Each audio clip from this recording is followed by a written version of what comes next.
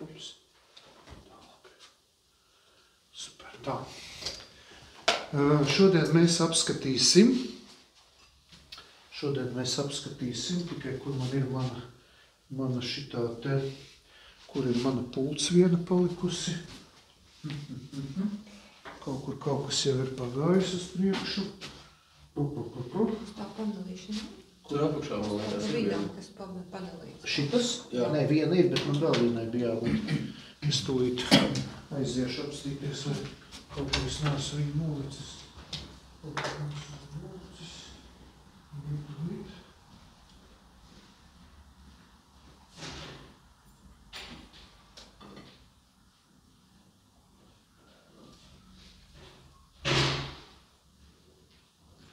Kaut kur viņa ir aizgājusi. Kaut kur tik viņiem bija jābūt. Paskatīsies, kāds vai kaut kur citur. Tā. Nu, labi. Mēģināsim kaut kā citādā. Jo šitā ir tā ieslēgšanas bija, bet jābūt ir. Te nav kaut kur uz palodzes. Tas aiziet. Sabisim, ka nav pieaugušas kājas. Tā ir, ka te viss ir tik plaši, nekur es neredzu, kur varētu būt vēl viena.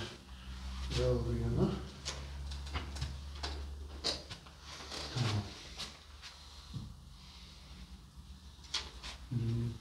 Stīsimies. Tā, play. Jā, kaut kur mums ir aizgājusi, nezinu, kaut kur sniedz. Paga, laikam Paga, nē. Kā es vēršu? Varētu laikam šitā te uz priekšu. Jā, laikam šitā. Tātad šodien mēs turpināsim runāt par sakramentiem. Atcerieties, kādi bija pirmie 3 sakramenti. Kristība, iestiprināšana un pirmā komunija. Jā, un kā viņus kopā sauca?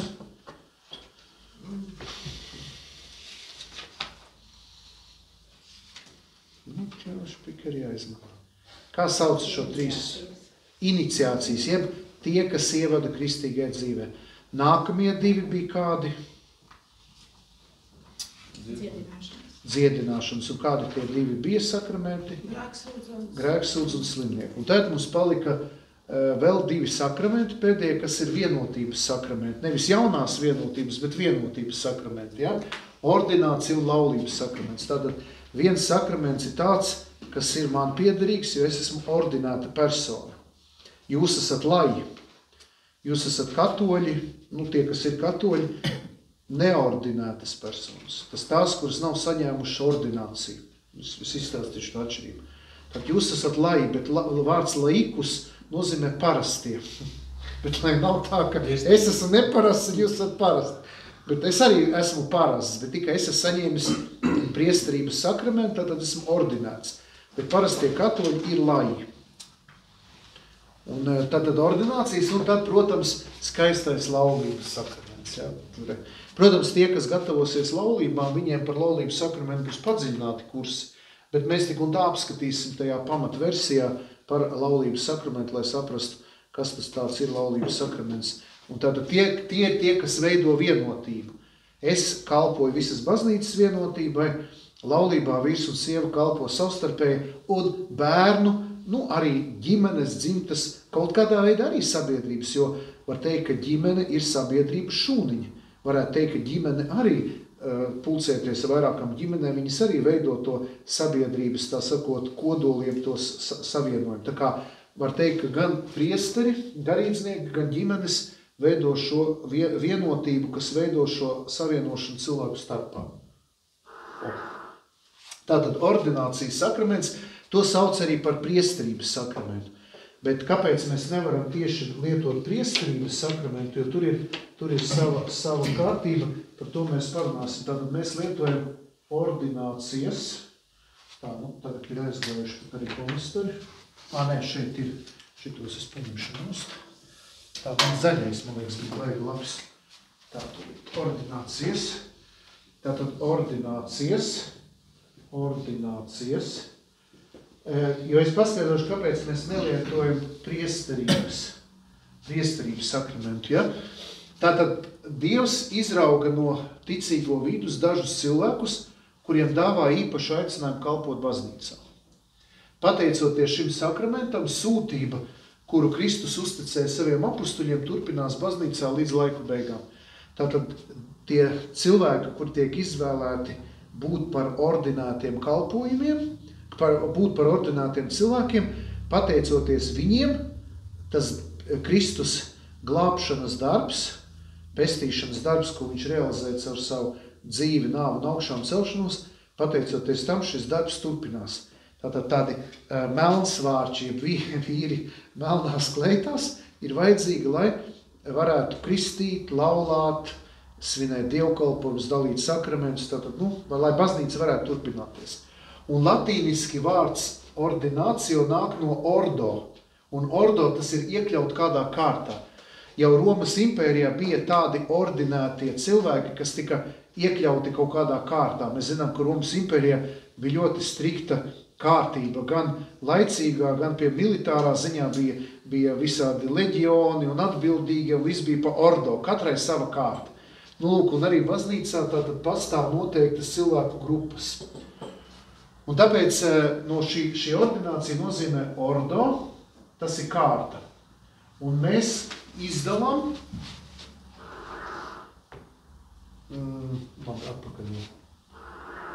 mēs izdalām 3 ordo kārtas.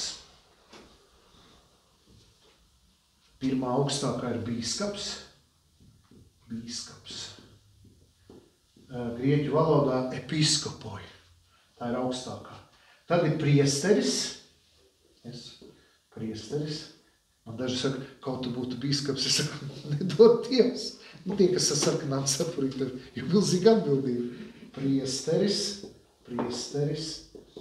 Tas ir presbīteroj grieķu valodā. Un tad ir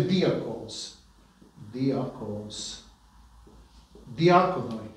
Lai varētu kļūt par priesteri, sākumā ir jākļūst par diakonu. Es esmu arī diakons. Es biju sākumā diakons, pusgadu noskraidīju pa Latviju, un tad man iesvētīja par priesteri.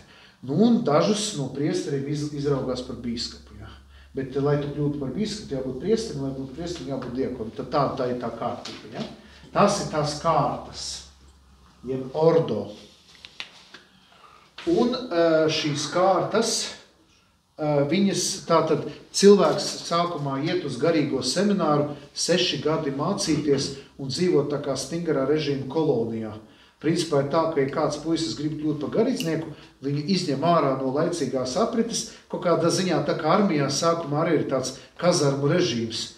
Mums arī ir 1. gadā, ka tu nedrīkst tikai reizi nedēļā uz pilsētu, ir 6 tur jāceļās, lūkšanas, stingra kārtība, ja?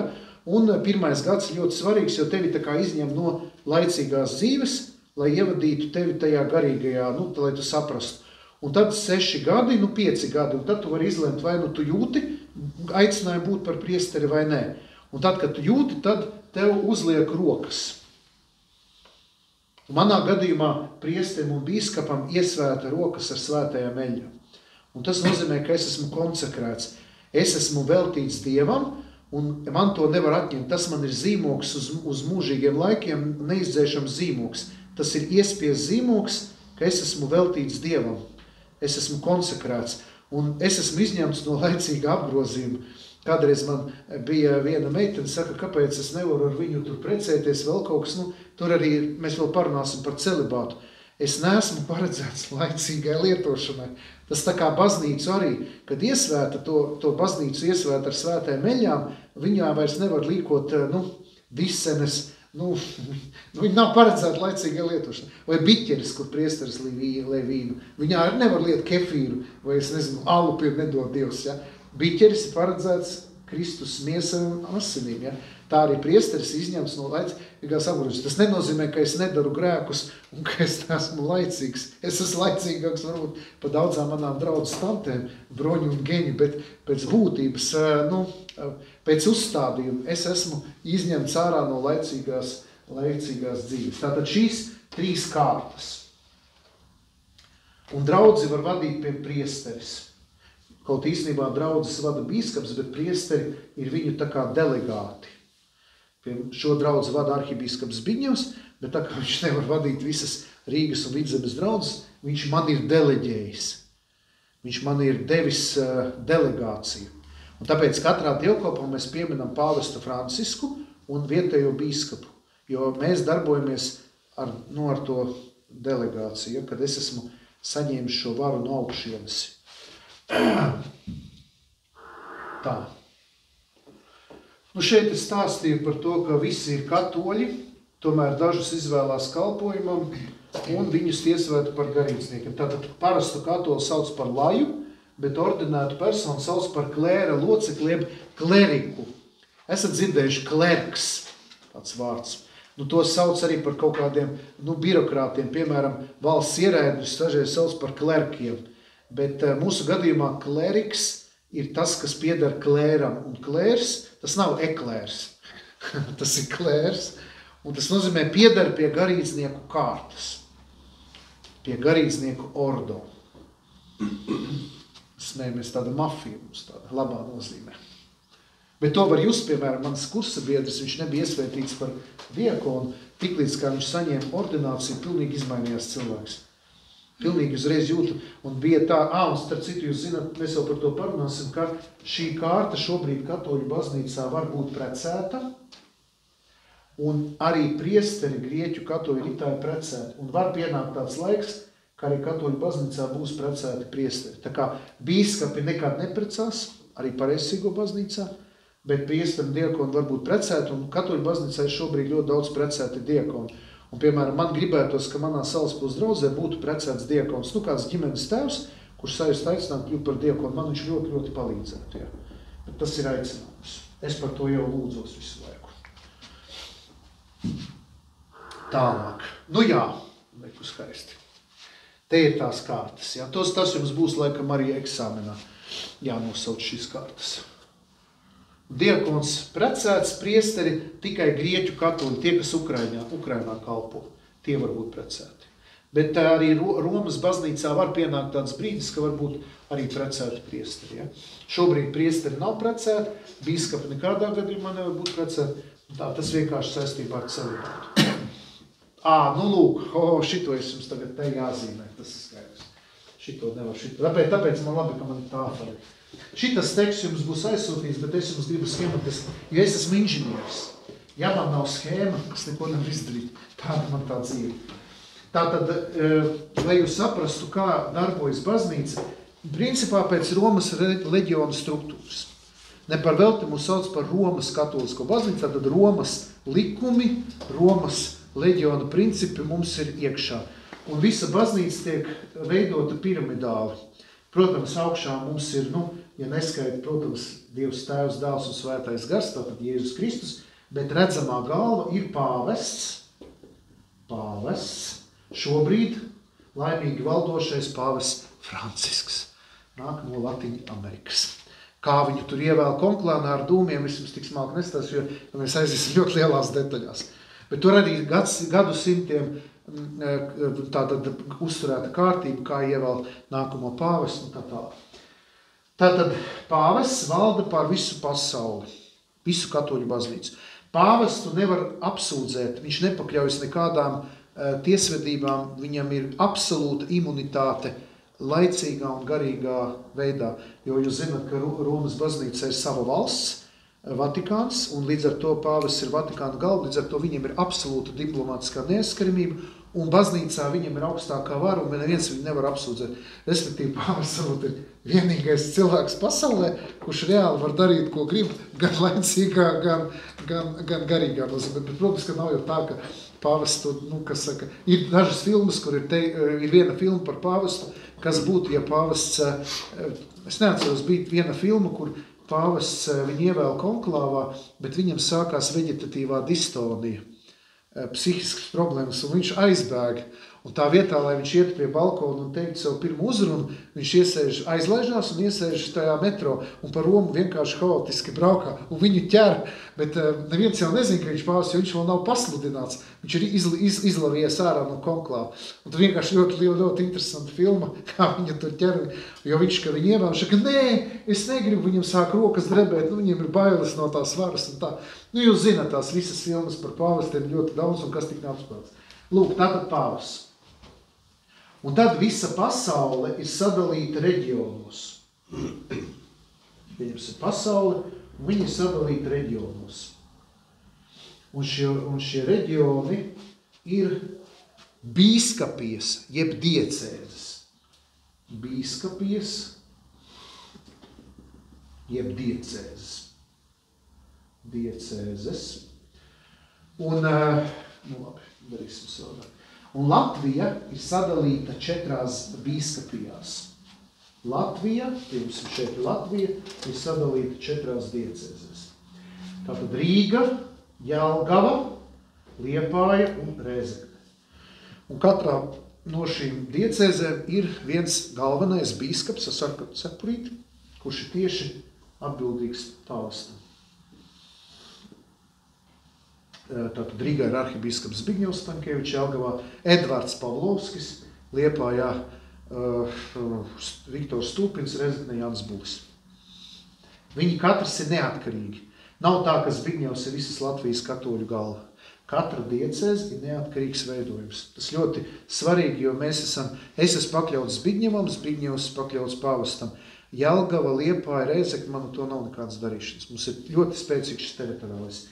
Nu, lūk, tas ir tas pirmais līmenis. Nākamais līmenis mūsu Rīgas diecēze, kas ietver Rīgu un Vidzemi, kur ir Zbigņevs. Viņi ir sadalīti arī vienībās, un tu katru šo vienību sauc kā draudze. Draudze. Nu, Salaspils Romas katoļu draudze. Un tās draudzītes ir daudz, un mēs visi esam pakļauti Zbigņevam. Un draudzes vadītājs ir prāvests. Un es paskaidrošu, jo es esmu priesteris pēc iesvētīšanas, bet prāvests, nejaukt man vienreiz Latvijas televīzijā nosauc par pāvestu, jo to airportu neizrunāju. Es esmu oficiāls parādīt panorāmas sižets, kur es esmu nosauks par pāvestu. Tā kā var gadīties, ka slepeni jūsu vidū ir pāvests, kuru neviens nezina, kā, bet ziņās to pateica. Tātad nevis pāvests, bet prāvests. Prāvests. Tas ir priesteris, kuram ir vara vadīt draudzi. Jo draudzē var būt vairāki priesteri. Piemēram, Rīgā ir es esmu Salaspilī viens, bet Rīgas draudzēs ir vairāki. Un tikai viens var būt prāvests, kuram ir, kuram ir piekļuva internetbankas, draudzes kontam, kurš tur visu varu, kurš ir tā kā, varētu teikt, uzņēmuma juridiskais tā kā vadītājs. Ja? Tur gan ir nianses, es tādu nestāstīšu, jo tas nav tik vienkārši, bet respektīvi man Salaspils katoļu draudzē ir šī dotā vara no Zbigņeva vadīt draudzi. Un nevienam citam. Katoļu baznīcā nav demokrātija. Piemēram, ja mums draudzē ir arī draudzes padome, viņām ir tikai konsultatīvs raksturs. Draudzē nevar lēmumus pieņemt koleģiāli. Es varu konsultēties un man jākonsultēs, bet mums ir tiešā pārvalde. Ja? Es varu lēmumus pieņemt vienpersonis. Protams, tikai tos lēmumus, kurus man ir deleģējis Zbigņevs. Jo ir lēmumi par zemes pirkšanu, pārdošanu, ieķīlāšanu, tad man obligāti ir jākonsultējas ar Zbigņevu, es nevaru pieņemt. Man ir, manā delegācijā no arhibīskapa ir zināmas robežas. Ja. Nav tā, ka es varu tagad te visu darīt, ko es gribu, pārdot baznīcu, ieķīlā un es kanāris vēl aizlaižu, es saku, nezinu, jā, es redzēšanos. Tā nav, ka es esmu neierobežots. Man ir delegācija, kā prāvesta. Tos priesterus, kas palīdz prāvestam, sauc par vikāriem. Vikārs. Jūs varbūt saskarsities, esot baznīcā, piemēram, Jelgavas katedrālē ir bīskaps Edvards Pavlovskis kā prāvests bīskaps, bet tad viņam ir Armands, ja nemaldos, tad viņš ir vikārs. Viņu tā ir sauc par vikāru. Nu, un ja precētie diakoni, viņi vienkārši precētie diakoni, ja diakoni, tad viņi arī ir padoti prāvestam, jo diakons nevar būt prāvests. Tā, labi. Un tad ir tāda lieta, ka eksistē vēl tituli, jeb amata nosaukumi. Kardināls, kardināle, kardināls. Latvijā mums ir viens kardināls, Jānis Pujāts, pensionārs, dzīvo blakus prezidenta pilī. Viņiem ir galvenais uzdevums ievēlēt jauno pāvestu. Vienmēr jābūt 120 kardināliem, kā minimums. Nedrīkst būt laikam vairāk par 200 citur, bet 120 jābūt vienmēr. Tas ir minimālais skaits. Un tad, kad kardināli sasniedz 80 gadu vecumu, viņi zaudē balstiesības. Un Pujātam vairs nav balstiesības. Un tāpēc viņš ir kardināla kolēģijā, bet kardināli var būt vairāk par 200, bet vismaz 120 jābūt balstiesīgiem. Un tāpēc pāvesta komanda visu laiku seko līdz, lai būtu vismaz 120 balstiesīgie kardināli. Un ja nav? Tad izvēl jaunus, ieceļ jaunus. Un mēs ceram, ka varbūt arhibīskaps Zbigņevs arī kļūst par kardinālu. Jo viņš grib, lai kardināli pārstāvētu visus pasaules reģionus, lai būtu tā, ka pāvesta ievēlētāji būtu pēc iespējas plašāk pārstāvēt no visas pasaules. Ir kaut kādas prasības kardināli? Nu jābūt labam cilvēkam. Tur jābūt bīskapam? Jā, bīskap, bet baznīcas likums pieļauj, ka par kardinālu var iecelt arī priesteri. Laju nē, bet priesteri. Un ir bijuši pavisam nesen gadījumi, kad izvēl priesteri, tad viņu uzreiz iesvēta par bīskapu un ieceļ par kardinālu. Jā. Un tad ir dekāni. Tie nav dekāni universitātē. Dekāns ir atbildīgs par kaut kādu sektoru, kas ir vietējā diecēzē, kas apvieno vairākas draudzes.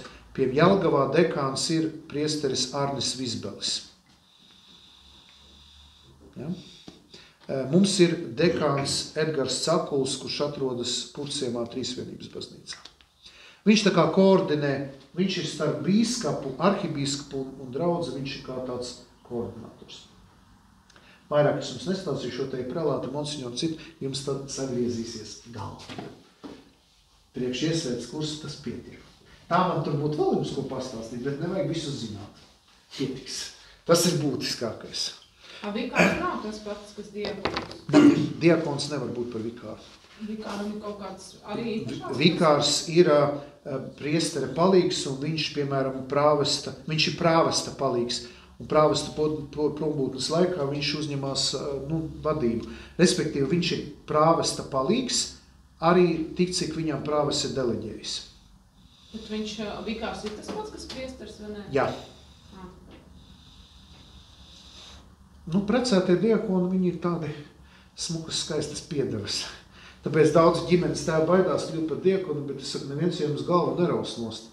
Jūs varēsiet mierīgi dzīvot savās ģimenēs, strādāt laicīgu darbu. Pie man precētais diakons palīdzētu bēres novadīt, pakristīt, palaulāt, visu kaut ko padarīt. Bet tas ir no viņam brīvajā laikā. Jo diakons viņš nav tik iesaistīts baznīcas dzīvē, kā, piemēram, vikārs vai prāvests. Cik smuki to es izstāstīju. Pašam prieks. Labi, ka ierakstījās. Tā. Šitai tas viss ir uzrakstīts. Tā. Vai garīdznieki var precēties? Vienmēr es aizu uz mājām un arī katolieši saka, tik smuks cilvēciņš. Tikai problēma, ka nevar precēties. Ja? Par to celibātu jūs zināt, ka bija raidījums aizliegtās nē. Lielās patiesības, kur man intervēja. Šeit pat lejā arī bija raidījums Latvijas televīzē. Es diezgan skaidroju arī to celibātu. Pēc būtības celibātu dāvana, tā ir dāvana no Dieva. Ja? Un es uzskatu, ka varētu būt arī katoļu baznīcā precēti priesteri, bet es domāju, ka, piemēram, ja es būtu noteicējis tad precētos priesterus, es ļautu tikai būt par vikāriem. Jo prāvesta, tāda kā mana kalpojums, tik spēcīgs, nabaga mana sieva, es vispār nevaru iedomāties, viņa vienkārši tur uzkārtos visu ģimenes dzīvi, jo tā intensitāte, tas, ka es vēlos pilnībā kalpot draudzēm, sev atdot cilvēkiem, tas nozīmē, ka ciestu gan tā sieva, gan bērnu, un es domāju, dēļ tā, ja labi, pieņemsim, ka man atļautu precēties, tagad aprecētos, bet tad man būtu dilēma, jo tad man būtu darba laiks, man būtu no 8 līdz 4 es draudzē, pārējā laikā nezvaniet, atvainojiet, es nevaru, man ir ģimene, man ir sieva, bērni, un es zinu, ka daudz luterāņu mācītāji ļoti no tā cieši, ka viņiem ir salīdzinoši liela slodze, ka viņiem ir bērni, ģimene, tāpēc es neuzskatu, ka tas celibāts būtu kaut kas tik ļauns, jo man nav tad jādala, man viss skaidrs, man ir draudz un āmen, viss. Man nav jālaipo, man nav jālēkā. Jā. Tā kā es uzskatu to par lielu dāvanu, un te viss arī uzrakstīs. Pareizcīgie var precēties, īstenībā pareizcīgiem nevar bīskapi un mūki nevar precēties. Katoļu baznīcā nevar bīskapi un priesteri, bet vēlreiz saku, tas ir Romas rits, jo katoļu baznīcā ir pat 20 vai 30 riti. Mēs esam Romas katoļi, vēl ir grieķu katoļi, vēl ir sīriešu katoļi, mozarābu, viss sava kalna. Mēs neesam vienīgi. Katoļu baznīca ir ļoti plaša. Labāk jums jau visu to nezināt. Jo katoļu baznīca ir 1,3 miljārdi, un ja mēs ietu par detaļām, tad mēs varētu runāt, tad mēs varētu zīmēt un rādi, un vilkt bultas, kas un kas. Un tas man arī patika būt par katoli, jo es iegāju milzīgā ģimenē. Milzīgā, ar milzīgu vēsturi. Ar Augustīnu, ar Svēto Akvīnas Tomu, ar visām bagātībām, ar visu. Man pavērās apvāršņi. Tāpēc es neesmu pret citas konfesijas, bet man būt par katoli tas ir ļoti ekskluzīvi. Jo es sākot jau ar Lietuvu, viss ir manējais. Skandināvija, tur ir problēmas, ja? Vai tur Vācijas ziemļi. Bet viss, kas ir uz leju, ir manējais, jo tur viss ir katolisks. Pat tās valstis, kuras ir atteikušās, piemēram, francūži šobrīd ļoti atsakās no savām katoliskām saknēm, jo notiek islamizācija, Francija islamizējas. Ja? Bet, ja kurā gadījumā Francijā tu aizbrauc, tu katolicismu redzēsi katru stūri, tur ir vēsturi. Un tu brauksi, nezinu, Polija, viss Čehija arī, kas patiesībā atkrita no baznīcas, jo tur bija smagi jautājumi ar Janu Husu, bet Prāgā tu nevari neredzēt katolicisma pēdas. Tas nav iespējams. Ja? Un galvenais, ka tu esi katolis, tu jau arī tu ieej tajās baznīcās, tas jau tev nav svešs, viņš tev burtiski ienāk tevī, ja tu ieej tanī, ja? Tāpēc, ka tas ir tavējais. Tu ieej, jebkurā katoļu katedrālē, es nezinu, Notre Dame de Paris, Chartres, tā ir manēm, es zinu, ka te jānobatās, tur ir bikskrās, tur jūties kā mājās. Tas ir ekskluzīvi. Tas ir vispār, un vēlāk jau, kad tu iet dziļāk, tu pazīsti priesterus, tu pazīsti īpaši, ja tev kontakti ar citām valstīm, ja? Tā pati kopiena Šemenef, ja? Piedod, aizbrauc Francija, tur Otkomba, Dombe un vēl visur tik vālē un tā visur savēja. Ja? Tā ir tāda ļoti liela universālisma pieredze. Tā kā, labi, tā bija maza atkāpe, ja? Ejam tālāk. Vai sievietes var tikt ordinētas? Jā, tas ir ļoti bieži uzdots jautājums. Es negribu diskriminēt sievietes, bet katoļu un pareizcīgo baznīcā nav iespējama sieviešu ordinācija. Nav iespējama dogmatiski. Tas nozīmē, lai cik kā feminismu kustības tur mēģinātu darboties, tas ir pretrunā vispār pašai Euharistijas būtībā. Un, piemēram, luterāņu baznīcā ir iespējams sievietes mācītājs. Baptistu konfesijā ir iespējams sieviešu mācītājs, bet katoļu pareizcīgo nav iespējams, jo tāpēc mēs neesam mācītāji, bet priesteri. Jo priestera kalpojums svinot dievkalpojumiem Euharistiju, tas nav vienkārši pasludināt dievvārdu, tas nav vienkārši pateikt sprediķi tajā brīdī, es kļūstu par otru Kristu. Es jums stāstīju, es izsaku vārdus pirmajā personā. Ņemiet un ēdiet, tā ir mana miesa, kas pirms tika atdot. Un tā kā Kristus bija vīrietis, ļoti svarīgi, lai būtu šī dzimuma identifikācija. Un tas ir ļoti pētīts jautājums, ir bijuši ļoti liels diskusijas, bet diakoni varētu būt sievietes, diakoneses. Jo tas ir no 1. gadsimtiem. Diakoneses varētu, ja skatās no šīm 3 kārtām, ir iespējams teoloģiski, ka diakoni varētu būt sievietes, bet priesteri un bīskapi nekad. Un tas nav tu vari rīkot nezinu kādas lietas, tā feminismu kustība var iet ļoti, ļoti tāli, bet tas ir pretrunā pašai dabai. Bet tas nenozīmē, ka sievietes tiktu diskriminētas baznīcā. Piedod, dievkalpojumā sieviešu īpatsvars pret vīriešiem ir ļoti nomācoši lielāks. Tā kā es teikšu, ka mums ir sievišķīga baznīca. Nu tā, ja skatās, un man draudzē viss aktīvs var teikt, kodols ir. Kaut ne, mums Salaspilī ļoti daudz arī vīriešu, kas kalpojas, nevar teikt, ja. Bet, skaidrs, ka sievietes darbojas, un viņas var būt ļoti augstos amatos, un šobrīd pie Vatikānā sievietes klostermāsas jau ieņem ļoti augstus amatus. Jā. Tā kā šobrīd nav tā, ka sievietes būtu tāds. Attiecībā tikai, kas skar Euharistijas svinēšanu un garīdznieku kalpošanu. Jā. Vienreiz bija joks, bet tur es nedrīkstu stāstīt, jo tas var arī būt apvainojuši. Labi, nestāstīšu.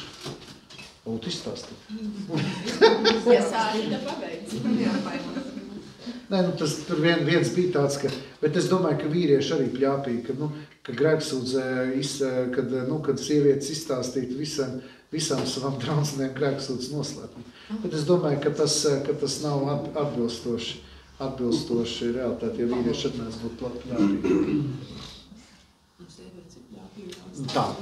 Par priesterību, es domāju, tas ir viss. Es vairāk negribu iecināties, jo, es šo struktūru gribēju parādīt, lai vienkārši būtu saprotams, kā tas viss mehānisms darbojas. Un priesteri ir uz mūžu, un viņi dala sakramentus. Mēs šobrīd runājam par priesteru izdegšanu, ir priesteri mums nodzerās, ir priesteri, kas aiziet no priesterības ar sievietēm, bet tā jau ir psiholoģiski jautājums par priesteru psihi, jo agrāk Latgalē bija ciems, kurā visi bija katoļi, un priesterim bija draudzes māja, kurā dzīvoja saimniece, ērģelnieks ar ģimeni un piekalpotājs ar ģimeni. Un viņiem bija 20-30 govis, lauki, un tā bija kā feodāla saimniecība. Un priesteris nekad nebija viens, viņš vienmēr bija apčubināts no tā ciemata. Un šobrīd tas Latgales tipiskais modelis beidzās, un priesteri nonāk urbānā vidē, kur viņi atsvešanās. Un piedzīvo lielu vientulību, piedzīvo lielu tādu stresu, jo viņiem nāk virsū liela saimnieciskās lietas, jo Latgalē draudze visu darīja. Malku zāģēja, visu tu priesterim tā, viņš aizgāja paskatījās. Ja? Jau mēs Salaspilē redzam, ka daudzi neidentificē sevi ar katoļu baznīcu. Un līdz ar to priesterim jābūt visam remontniekam. Un tas, protams, ka es daru tā, ka es veidoju draudzē komandas, kas man palīdz, katoļu komandas. Bet šobrīd priesteri tādi, kuri to nespēja darīt, un viņiem tas sloks liekas pa krūts gan garīgais, gan saimnieciskais. Ja? Bet to mēs mēģinām risināt kā to. Laulības sakraments. Dievs ir laulības autors. Neviens pāris neveidojas bez Dieva ziņas. Jo viņš ir tas, kas dod mīlestību cilvēkiem, viņš ir mīlestības avots. Aicinājums uz laulību ierakstīts pašā vīriešu un sievietes dabā. Laulība nav tīri cilvēcisks iedibinājums, kaut arī gadsimtu gaidā tā ir tikusi pakļaut daudzām izmaiņām, dažādās kultūrās, sociālās garīgās ierašanās. Poligāmija, dažādi citi veidi. Jāsaprot, ka mūsu laulības modelis nav vienīgais. Ir kultūras, kurās ir islamā varbūt 4 sievas, ir ļoti dažādi laulību modeļi. Tāpēc arī tie, kas tagad aizstāv tradicionālu laulību, es nedrīkstu teikt, tagad nemaz ieraksta.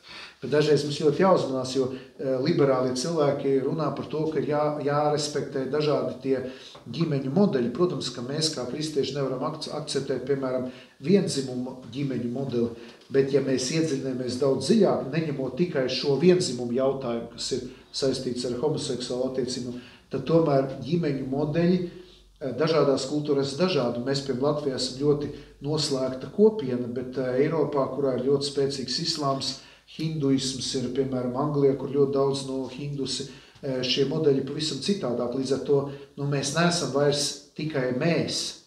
Tāpēc es šobrīd, protams, šis, ko es stāstīšu, attiecas uz kristīgo laulības modeli, kas ir iesakņots kristietībā. Bet jāsaprot, kā arī katoļi iemīlās, katoļu skaistās meitenes iemīlās skaistos musulmaņu puišos, un arī visādos citādos reliģijās, un ar ko es tik neesmu saskāries, un ar kādām tik lietām nav bijis. Ja. Bet tagad tas ir beidzies, jo vienbrīd mūsu katolietis daudz samīlējos tajos arābos, īpaši tie, kas studēja medicīnas akadēmijā, un tam mums bija veselas drāmas, viņas aizbrauc uz turienu, un pēkšņi islāma modelis pavisam cits. Un viņas beigās atšaknās, ka viņas ir aizbraukši pie tā musulmaņa, un viņas uzreiz viņas tiek ieliktas rāmīšos, jo tas klans nosaka, kā viņai dzīvot, un ļoti daudz piedzīvoja vilšanos. Ja. Kā es atceros, tas bija 2000 gadu sākumā. Pilnīgs bums. Visas viņas ar arābiem tagad precēsies. Ja. Beigās, ka ieraudzīja, kas tas ir, saprata, ka tā ir cita kultūra, tas ir cits domāšanas veids. Ja. Tā kā, bet tas, ka Dievs dod mīlestību, ja. Neviens nesatiekas tāpat vien. Neviens nesatiekas tāpat vien. Pat arī tie, kas nav kristieši, arī viņiem mīlestību dod Dievs. Jo Dievs ir mīlestība. Tas būs eksamenā. Laulības sakramentu laulātie dāvā viens otram. Tātad nevis Dievs tā kā dod, viņš ir autors šīs mīlestības, bet laulības sakramentu dāvā laulātie viens otram. To ļoti daudz apspēlēs sadarināto kursos, ja, šo te domu. Jo laulātie kļūst par dāvanu viens otram. Nevis mēķis no otra izspiest visu vai pārtaisīt otru tādu, kā es gribu, vai padarīt viņu par savu vergu, vai kurš būs galvenais, kurš dominēs, vai kurš tagad valdīs, bet dāvanas aspekts. Tā ir ļoti svarīga lieta. Es sevi dāvāju otram cilvēkam. Tas ir kristietības pamatā. Es sevi dāvinu draudzei, laulātie dāvinu viens otram, un savu sevis dāvāšanu otram viņi dāvā arī tiem bērniem, kurus Dievs viņiem dāvina. Tā ir ļoti svarīga lieta, to atceraties. Dāvana. Un pret dāvanu jāizturās ar cieņu. Mēs neesam nopirkuši otru cilvēku. Viņš nav mūsu vergs. Viņš paliek brīvs. Daži salaulājas domā, ka tagad sākas verdzība. Nē, dāvana, brīvība, cieņa, respekts. Tā. Nav labi cilvēkam būt vienam, un Dievs gribēja, ka mēs gribam otru cilvēku. Laulības pamatā ir mīlestība un dzīvības tālāk nodošana. Šie divi aspekti laulības pamatā. Mīlestība un dzīvības dāvināšana bērniem. Būt kopā ar otru cilvēku un dot bērniem dzīvību. Tie ir galvenie laulības uzdevumi. Un patiesībā laulībā vīrs un sieva kļūst par svētdarīšanas līdzekļiem. Caur otru laulāto draugu, tādā katoliski kristīga izpratnē, viņi viens otru tā kā, dzirdnakmenī, viņi svētdara viens otru, jo pieņemot, otru cilvēku, noliecoties otram cilvēkam, mēģinot viņu mīlēt tādu, kāds viņš ir, mēs strādājam pie sevis. Tas otrs cilvēks kļūst par mūsu svēttapšanas līdzekļu. Un parasti cilvēki atnāks, kāpēc man tāds tur vīrs vai sievs? Un Dievs tev to pašu labāko iedeva. Kā labāko? Tu jau nezini, kāds būtu cits. Kāds jau cilvēks jau domā tajās kategorijas. Bet tu mēģini pateikties par to cilvēku. Mēģini ieraudzīt viņu kā Dieva dāvanu, saprast, ka viņš ir Dieva dot dāvanu. Ja? Man arī, kāpēc man Dievs atsūtīja uz Salaspili? Es pirms 4,5 gadiem, kad es atnācu šajā draudzē tādā, kāda viņa šeit bija, es domāju, ka es biskapam, es nezinu, ko es izdarīšu. Es pusgadu ar biskapu atsūtīju man uz kaut kādu čuhņu, uz kaut kādu bedri. Pēdējo vietu, ja? Ar visiem skandāliem, visu kā tu izskatījās. Bet Dievs man teica, Ilmār, tā ir tev dāvana. Kāda dāvana? Tagad pēc 4,5 gadiem tu redzi, ja? Bet tev ir jānotic. Es domāju, tāpat arī laulībā, kad paiet puķīšu, rozīšu periods, kad paiet šitā, tas rozā periods, ja? Tad sākās krīzes viena pēc otras. Un domā, kāpēc man tas sauks? Bet izejot cauri tām krīzēm, laulību krīzēm, pēc tam var iegūt lielas žēlstības. Ja, tas, protams, ir iespējams, jo nevienmēr visas krīzes var pārvarēt, ir laulības, kas sabrūk. Ja. Jo viena lieta, ja abi ir tādi kristīgi cilvēki, bet ja viens ir, piemēram, kristīgi domājuši, kurš grib sevi veltīt, otram viss ir pie kājas. Man tagad ļoti daudz tādu laulību, kur viens ir kaut kādā veidā domā kristīgais kategorijas, otram viss vienalga. Tu jau nevari to otru piespiest domāt tāpat, kā tu domā. Ja. Tāpēc tā laulība lieta jau nav tik vienkārši, jo vajadzīgas jau ir abas puses. Nevar būt tā, ka viens gatavs sevi veltīt un upurēt, otrs tikai tu izmanto un tikai tīri psiholoģiski tas otrs cilvēks sabrūk, ja? Jo viņš jau nevar tikai būt upura lomā. Ja? Bet šos jautājumus mēs apskatām sadarināto kursos, tāpēc es ļoti dziļi neiešu, jo šeit ir svētdienas skola, tā ir pamat līmenis, dziļāk tad uz sadarināto kursiem. Ja? Tālāk. Un tad citu labi, ka es tos kursus arī vadu vai piedalos, es tagad varu daudz ko iemācīties, jo laulātie pāri stāsta no savas dzīves, un es pats nedzīvoju ģimenē, man nav sievas.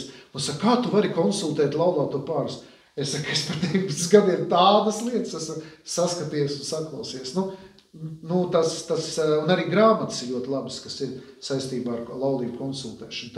Tā pieredze rodās ar laiku, kad tu redzi tās likuma sakarības un tā. Tā, laulība, mēs runājam par derīgu laulību. Mēs mazliet parunāsim par lietām, kas ir šķēršļi, kuru dēļ laulību atzīst par spēkā nēsošu. Jūs zināt, ka katoļu baznīca nešķir laulību. Katoļu baznīcā noslēgtā laulība nav šķirama. Tikai dažos gadījumos baznīcas tiesa var atzīt laulību par spēkā nēsošu. Ka tā laulība nav eksistējusi. Bijusi ceremonija. Man telesās, lapiņas lido, un tur es neļauju graudus bērt iekšā, jo man putni lido, man vasarā ir duris vaļā, viņi sapar pa celiņu graudus un putni, viņi diemžēl mirst, jo putnus ielido baznīcā, čārā nevar izlidot. Viņi ir tik, nezinu, es nepārzinu putnu smadzenes, nezinu, cik viņas liels, bet viņi, ka ielido, viņi nevar izdomāt, ka tur pat jālido atpakaļ. Viņi uziet augšā un pa logiem, beigās tur, es skatījos, ir mums tur arī līķīši, ko tu izdarīsi, tu jau nevar viņu paņemt un tā. Visādi mēs mēģinām viņu tur pielabināt, un bija tā, vienreiz bija tā, ka tas putns bija sities pret logu, un viņš jau bija noguris, un tad mēs viņu paņēmām un iznesām ārā, ja. Bet, tāpēc es domāju par to, ka laulības ceremonija vēl nenozīmē, ka laulība notikuši, jo viņi var notēlot. Var jau ar imitāciju būt. Viņi visu izdara, bet viņi sirdī negrib. Tātad viens ir piespiests. Kā piespiests? Pierunā. Kādreiz katoļu babas, unuks vai unucēta, mazbērni, ja, dzīvo. Ko tu dzīvosi, kā nelaulāta, tev jau tur bērns vai kas jau? Un iznāk piespiedu laulības, jo laulājas nevis tāpēc, ka grib būt kopā, bet tāpēc, ka vecmāmiņa spied. Kā mēs esam katoļu ģimene, katoļu ciemats, un tev ir jālaulājas. Un ir ļoti daudz spiedieni, ja? Tātad nedrīkst būt piespiests laulāties, un nedrīkst būt šķēršļi. Un šķēršļus mēs apskatīsim. Tā. Šitā ir baznīcas tiesa. Tātad, ja baznīcas tiesa izmeklē kādu laulību, kas ir izirusi, un baznīcas tiesa pasaka, ka tā laulība nav spēkā esoša, tas cilvēks, kas ir laulājis baznīcā, var noslēgt laulību baznīcā vēlreiz, nevis vēlreiz, pēc tā likuma spriežot pa īstam, tad katoļu baznīcā. Ja? Tā kā jūs sapratāt, ka baznīca nešķir derīgu laulību. Tad baznīcā noslēgta laulība nav šķirama. Ko Dievs savienojas, to cilvēkam nebūs šķirt. Bet ja šī laulība nav eksistējusi, ja ir bijis tikai teātris, jo, lai varētu noslēgt laulību, jābūt zināmiem nosacījumiem. Un tāpēc katrs pāris, kas grib laulāties baznīcā, viņš iziet pie manis testus. Un ziniet, kāds ir viens no nosacījumiem, kad laulība ir nederīga, ja laulātais negrib bērnus. Piemēram, būs viens jautājums, vai jūs laulībā gribat pieņemt bērnus. Baznīca nesaka, cik tev bērniem ir jābūt. Baznīca nesaka, kad tev jābūt bērniem, bet ja tu laulājoties pasaki, ka tu esi pret bērniem, un šobrīd liberāļu vidū ir izplatījusies tāda tendencija, kustība negribu bērnu, vai bērnam ne. Tad laulību nevar katoļu baznīcā noslēgt. Piemēram, ja laulības laikā uzdod jautājumu, vai es vēlties laulības laikā pieņemt, lai mums būtu bērni. Ne, tad viss ceremonija tiek pārtraukta, priesteris savāc savus mantiņus un iet projām. Tāpēc nav tā, ka laulība ir automātiski, ir jāizpildās nosacījumiem. Ir jābūt brīvprātīgai, kad neviens nav piespiedis, ir jāgrib bērnus un ir jāgrib laulību līdz mūža galam. Es gribu laulāties uz 10 gadiem. Pēc 10 gadiem sanāks koncīlijas, un tad mēs izlemsim pagarināt šo līgumu.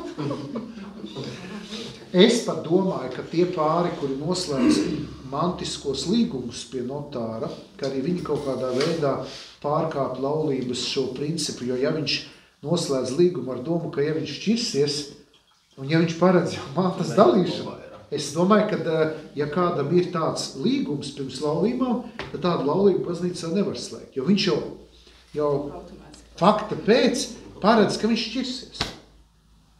Redzēt? Tas ir interesanti. Īsim toļāk, ka es jau kā latgalīši. Jā. Vai var laulāt katoli ar daudziem ir šoks, jo viņi dzīvo vēl kādā vecā katoliskajā tajā dimensijā. Un katoļu baznīcā var salaulāt gandrīz arī kuru cilvēku, tikai ar mēs, cilvēku mēs drīkstam. Mēs nevaram laulāt viena dzimuma personas. Šobrīd ļoti liels diskusijas par transpersonām, jeb nevis par transpersonām, bet par tiem, kuri nākotnē būs bioloģiski cita dzimuma pārstāv, bet viņi ierakstīs so saucamo gender. Tā ir gender ideoloģija, kas, piemēram, tādi cilvēki, kuri negrib norādīt savu dzimumu. Viņi ir fiziski vīrietis vai sievietes, bet pasē viņi ieraksta ne katrā dzimte. Viņi negrib identificēties. Viņi katru nedēļas laikā maina savu dzimumu psihoemocionāli. Un tā ir problēma, jo mums būs pienākums uz laulībām, lai cilvēks norāda bioloģisko dzimumu. Un nākotnē katoļu baznīca tiks pakļauta diskriminācijai, jo mēs nevaram laulāt viendzimumu pārstāvis. Bet ja mums, piemēram, atnāk divas sievietes, kas ir bioloģiski sievietes, bet viena ir pasē norādījusi sieviete, otra, piemēram, norādījusi, ka viņai gender ir vīrietis. Un viņa arī nesā vīriešu drēbes, jo viņa bioloģiski sieviete, bet viņa jūtas kā vīrietis savā ķermenī. Un tas nozīmē, manā priekšā stāv apģērta vīrietis un sieviete. Ārējām pazīmēm es nevaru pateikt, ka tas vīrietis ir pārģērbusies sievieti. Un pasē arī nav norādīts, un it kā pēc jaunajiem antidiskriminācijas principiem es nedrīkstētu prasīt šīs personas bioloģisko dzimumu.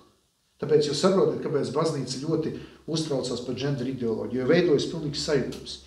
Bet mēs nevaram laulāt vienu dzimumu cilvēkus. Tas bija tā.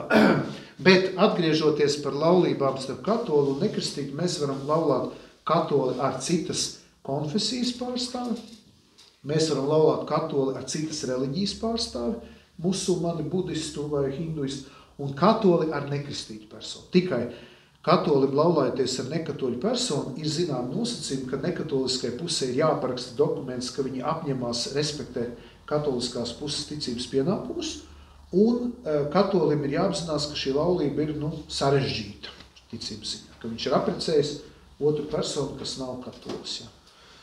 Un ir vajadzīga bīskapa atļauja, bet tur process iet un katrs pāris ir savādāks, bet mēs to darām. Jā. Visim to jā.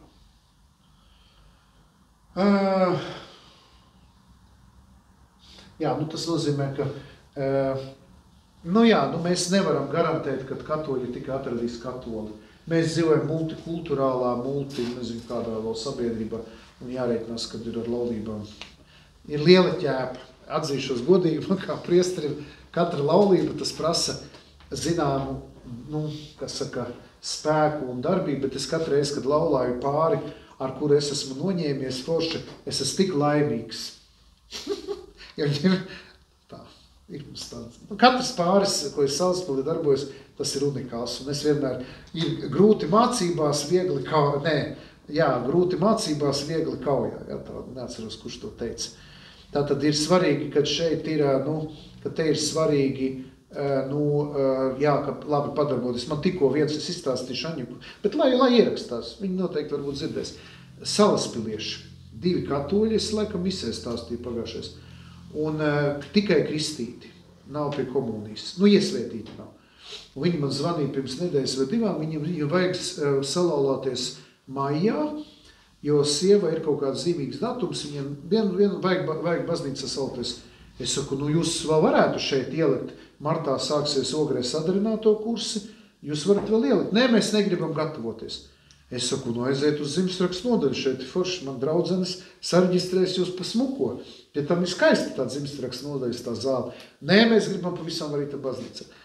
Es viņus atšuvu, tad viņi Ogres priesteri močī, viņš viņus atšuvu, viņi Gulbenē priesterim Gaitim zvanīja, kurš agrāk šeit kalpoja, viņš viņus atšuvu, Tā viņi Valmieras priesterim Jurim gāja virsū, jo viņi Rankas muižā gribēja pa visām varītēm salauloties, jo kaut kāds tur sakars, bet man liekas, ka es vēl jāuzvod priesterim Jurim, man liekas, tā viņš atšūl.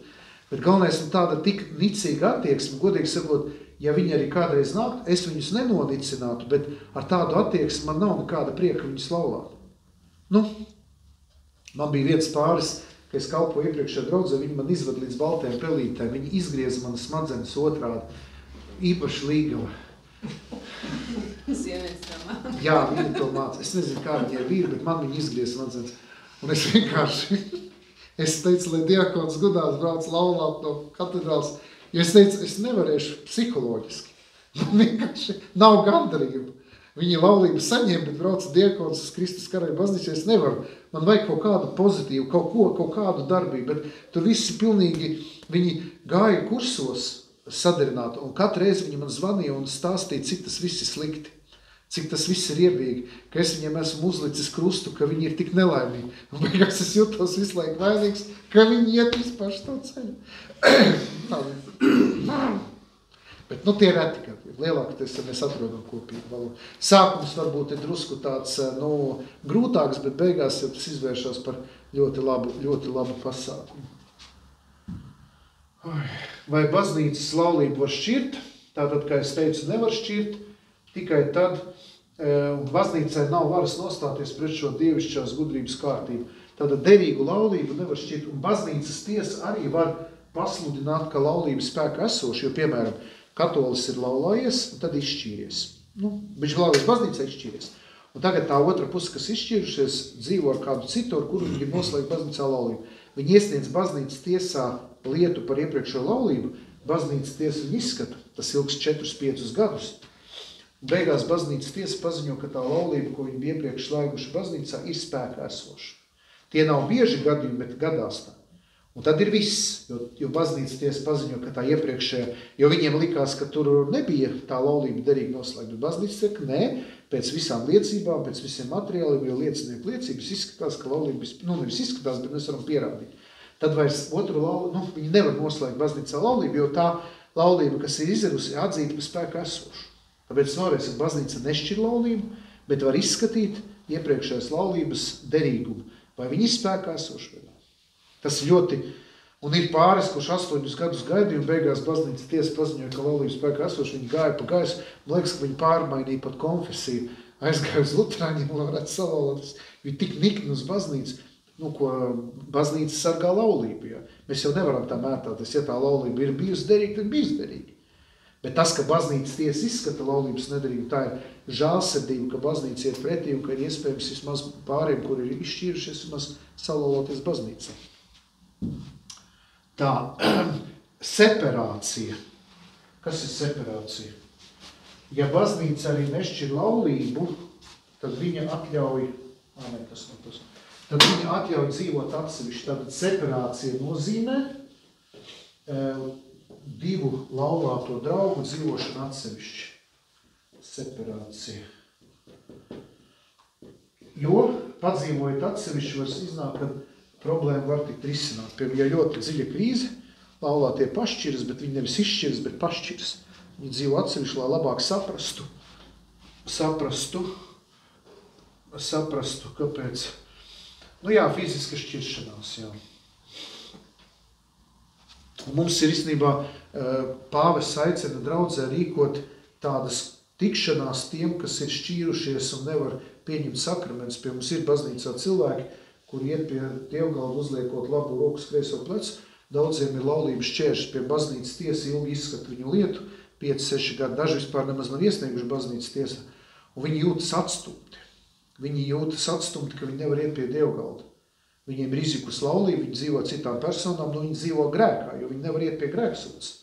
Jo grēku piedošanu viņiem nevar dot, jo viņi jau nevar mainīt savu situāciju. Viņi dzīvo ar citu personu kopā, bet viņiem ir iepriekšēja derīga laulība baznīcā. Un šie cilvēki jūtas atstumti.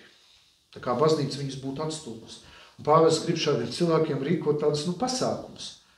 Un, protams, lai neizskatītos, ka visa pārējā draudz skatās, reku šķirteņi tiekās. Tas arī varbūt ir jocīgi, ja tāda grupa šķīrušies ir.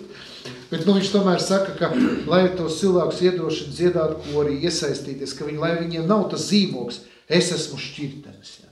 Es biju baznīcā laulājies, šķīries, un tagad man ir tāds zīmogs. Ja. Neatstumt, neatraidīt, meklēt izēju, meklēt atbalstu, ja, lai neviens nejustos atstāts.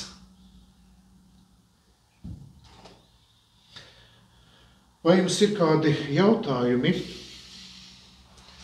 Es izslēgšu tagad translāciju, bet piedodiet.